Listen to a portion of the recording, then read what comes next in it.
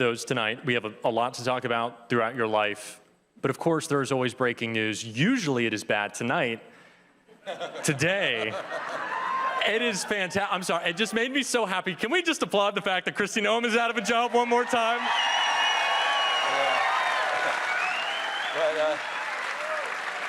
But let us, let's be honest here. The dark heart of this administration is not Noem, it's Stephen Miller, and he needs to be next.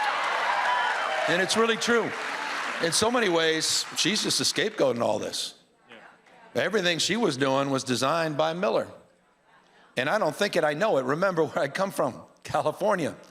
Future, in this respect, happened in California first. You know, we got a guy named Bovino, Greg Bovino, the guy dresses up in, the 1930s garb.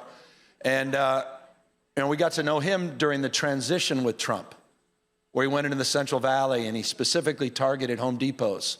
And there were some aggressive operations. He was auditioning for Stephen Miller.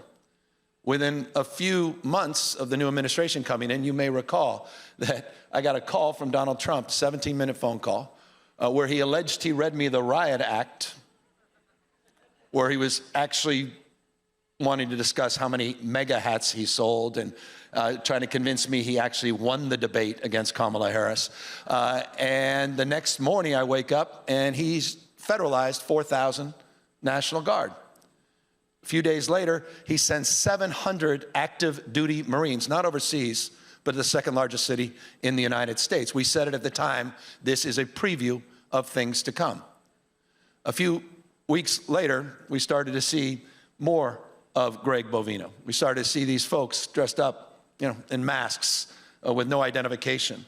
We started seeing people quite literally disappearing from the streets of Los Angeles. We saw what happened in the shadow docket with the Supreme Court, where they basically gave permission, license to racially profile, not just on the basis of your skin color, not just on the basis of language you speak, but where you congregate.